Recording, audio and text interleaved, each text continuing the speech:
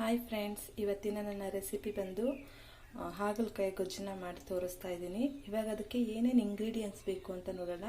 ನಾನಿಲ್ಲಿ ಹಾಗಲಕಾಯಿನ ಚಿಕ್ಕದಾಗಿ ಕಟ್ ಮಾಡಿ ಇಟ್ಕೊಂಡಿದ್ದೀನಿ.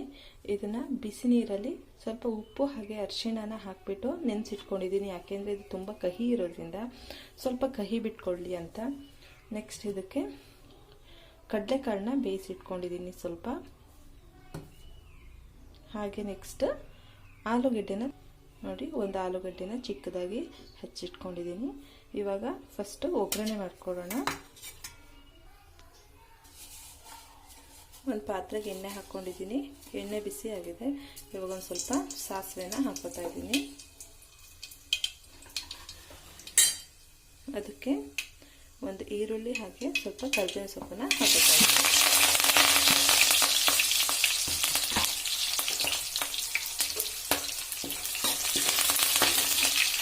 ಸ್ವಲ್ಪ ಫ್ರೈ ಮಾಡ್ಕೊಳ್ಳಿ, ಸ್ವಲ್ಪ ಕಂದು ಬಣ್ಣ ಬರೋ ತನಕ ಈರುಳ್ಳಿ ಚೆನ್ನಾಗಿ ಎಣ್ಣೆಯಲ್ಲಿ ಫ್ರೈ ಆಗಲಿ.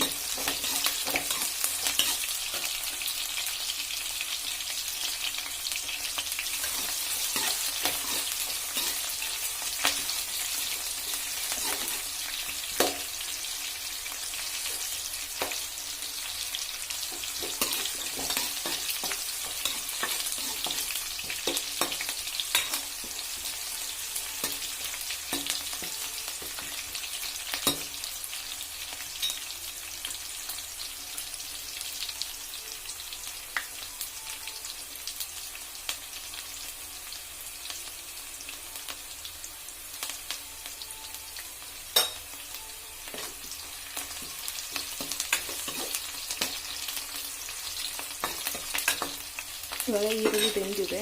ಇದಕ್ಕೆ ನಾವು ನೆನೆಸಿಟ್ಕೊಂಡಿದ್ದೀವಲ್ಲ ಹಾಗಲಕಾಯಿ, ಅದನ್ನು ಹಾಕ್ಕೊಳ್ಳೋಣ. ಅದನ್ನು ಚೆನ್ನಾಗಿ ಹಿಂಡಿ ಹಾಕೊಳ್ಳಿ, ಅದರ ರಸ ಬಿಟ್ಟೋಗ್ಲಿ.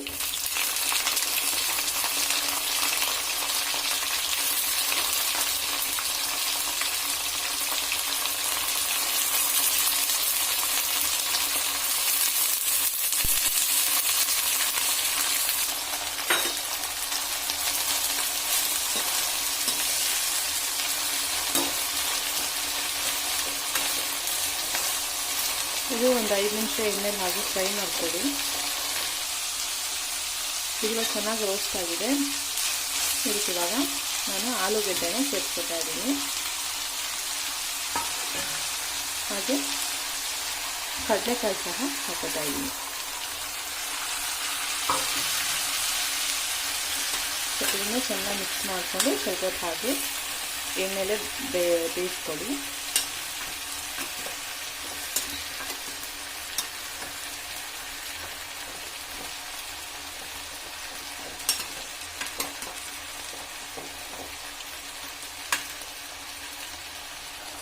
ಇದಕ್ಕಿವಾಗ ಸ್ವಲ್ಪ ಅರಿಶಿಣ ಹಾಕೊಳ್ಳೋಣ.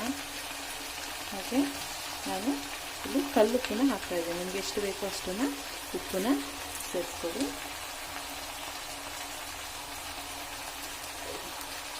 ಈ ಉಪ್ಪು ಸ್ವಲ್ಪ ಚೆನ್ನಾಗಿ ಹಿಡಿಯೋ ತನಕ ಹಾಗೆ ನೀರೇನೂ ಹಾಕಬೇಡಿ, ಹಾಗೆ ಫ್ರೈ ಮಾಡ್ಕೊಳ್ಳಿ. ಅಷ್ಟೊತ್ತಿಗೆ ನಾವು ಇದಕ್ಕೆ ಮಸಾಲ ರೆಡಿ ಮಾಡ್ಕೊಳ್ಳೋಣ.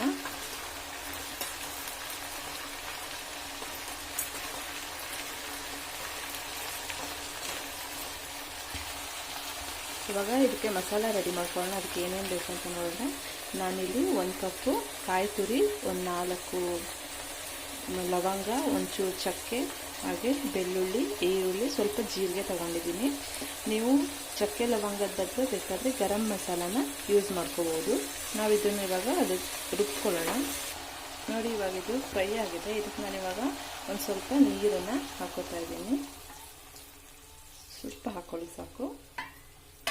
ಯಾಕೆಂದರೆ ಆಲೂಗಡ್ಡೆನ ಬೇಯಿಸ್ಕೊಂಡಿಲ್ಲ ಅಲ್ಲ, ಆಲೂಗಡ್ಡೆನ, ಅದರಿಂದ ಒಂದು ಸ್ವಲ್ಪ ಬೇಯಲಿ ಅಂತ. ಮಸಾಲೆ ಹಾಕಿ ತುಂಬ ಹೊತ್ತು ಕುದಿಸಿದ್ರೆ ಅದರ ರುಚಿ ಸಿಗಲ್ಲ. ಅದಕ್ಕೋಸ್ಕರ ನಾನು ಫಸ್ಟೇ ಸ್ವಲ್ಪ ನೀರು ಹಾಕಿ ಬೇಯಿಸ್ಕೊಳ್ತಾ ಇದ್ದೀನಿ. ಇವಾಗ ಇದನ್ನು ಮುಚ್ಚಿಬಿಟ್ಟು ಬೇಯಿಸ್ಕೊಳ್ಳೋಣ. ಅಷ್ಟೊತ್ತಿಗೆ ಮಸಾಲೆನ ರೆಡಿ ಮಾಡ್ಕೊಳ್ಳೋಣ.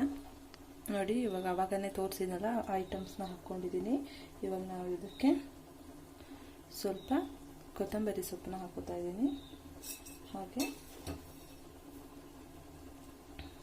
1 ಸ್ಪೂನಷ್ಟು ಧನಿಯಾ ಪೌಡರ್ನ ಯೂಸ್ ಮಾಡ್ತಾ ಇದ್ದೀನಿ.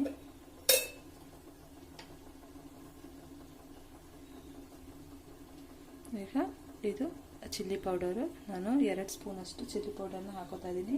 ನಿಮಗೆ ಖಾರ ಎಷ್ಟು ಬೇಕೋ ಅಷ್ಟನ್ನು ನೋಡಿಕೊಂಡು ಹಾಕ್ಕೊಳ್ಳಿ. ನಾನಿಲ್ಲಿ 2 ಸ್ಪೂನ್ನ ತಗೊಳ್ತಾ ಇದ್ದೀನಿ. ಇವಾಗ ಇದಕ್ಕೆ ನಾವು ಸ್ವಲ್ಪ ನೀರನ್ನ ಹಾಕ್ಕೊಂಡು ರುಬ್ಕೊಳ್ಳೋಣ.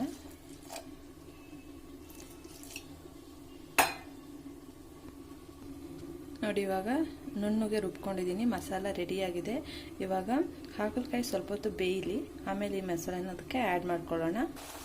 ನೋಡಿ ಇವಾಗ ಇದು ಚೆನ್ನಾಗಿ ಬೆಂದಿದೆ. ಇದಕ್ಕೆ ನಾವು ಇವಾಗ ಮಸಾಲೆನ ಹಾಕ್ಕೊಳ್ಳೋಣ.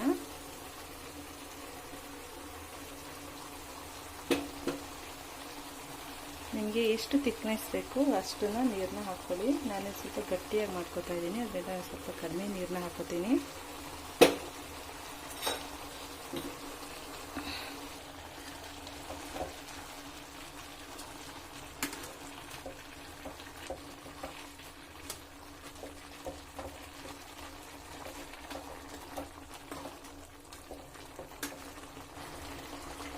ನಾನು ಇದಕ್ಕೆ ಸ್ವಲ್ಪ ನೀರನ್ನ ಆ್ಯಡ್ ಮಾಡ್ಕೊತಾ ಇದ್ದೀನಿ. ಇದು ಸ್ವಲ್ಪ ಕುದಿಬೇಕು, ಅದರಿಂದ ಸ್ವಲ್ಪ ಜಾಸ್ತಿ ನೀರನ್ನ ಹಾಕೋತಿದ್ದೀನಿ. ತುಂಬ ತೆಳುವಾಗಿದ್ದರೆ ಅಷ್ಟೊಂದು ರುಚಿ ಇರಲ್ಲ. ಸ್ವಲ್ಪ ಗಟ್ಟಿಯಾಗಿ ಮಸಾಲ ಎಲ್ಲ ಹಿಡ್ಕೊಂಡಿದ್ರೆ ತುಂಬ ಟೇಸ್ಟಿಯಾಗಿರುತ್ತೆ. ಇವಾಗ ಇದು ಚೆನ್ನಾಗಿ ಕುದೀಲಿ. ಇವಾಗ ನಿಬ್ಬನ್ನ ಮುಚ್ಚಬೇಕು ಅಂತ ಏನಿಲ್ಲ, ಹಾಗೆ ಕುದಿಸ್ಕೊಂಡ್ರೆ ಸಾಕು. ನಾನಿವಾಗ ಇದಕ್ಕೆ ಒಂದು ಸ್ವಲ್ಪ ಬೆಲ್ಲನ ಹಾಕೋತಾ ಇದ್ದೀನಿ, ಕಪ್ಪು ಬೆಲ್ಲನ. ಯಾಕೆಂದರೆ ಸ್ವಲ್ಪ ಕಹಿ ಎಲ್ಲ ಸ್ವಲ್ಪ ಕಡಿಮೆ ಆಗಲಿ, ಸ್ವಲ್ಪ ಹಿಡ್ಕೊಳ್ಳಿ ಅಂತ ಸ್ವಲ್ಪ ಬೆಲ್ಲ ಹಾಕೋತಾ ಇದ್ದೀನಿ. ಇವಾಗ ಇದನ್ನು ಒಂದು 5 ರಿಂದ 10 ನಿಮಿಷ ಹಾಗೆ ಚೆನ್ನಾಗಿ ಕುದಿಸ್ಕೊಳ್ಳಿ. ಬೆಲ್ಲನೂ ಕರಗುತ್ತೆ, ಅಷ್ಟೊತ್ತಿಗೆ ಗೊಜ್ಜು ಕೂಡ ರೆಡಿ ಆಗುತ್ತೆ.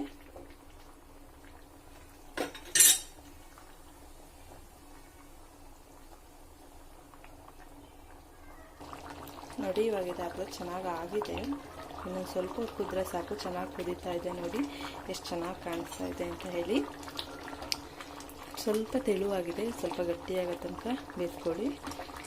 ತುಂಬ ಚಪಾತಿಗೆ ರೊಟ್ಟಿಗೆಲ್ಲ ತುಂಬ ಚೆನ್ನಾಗಿರುತ್ತೆ. ನೀವು ಒಂದ್ಸರಿ ಮನೇಲಿ ಟ್ರೈ ಮಾಡಿ, ತುಂಬ ಟೇಸ್ಟಿಯಾಗೂ ಕೂಡ ಇರುತ್ತೆ.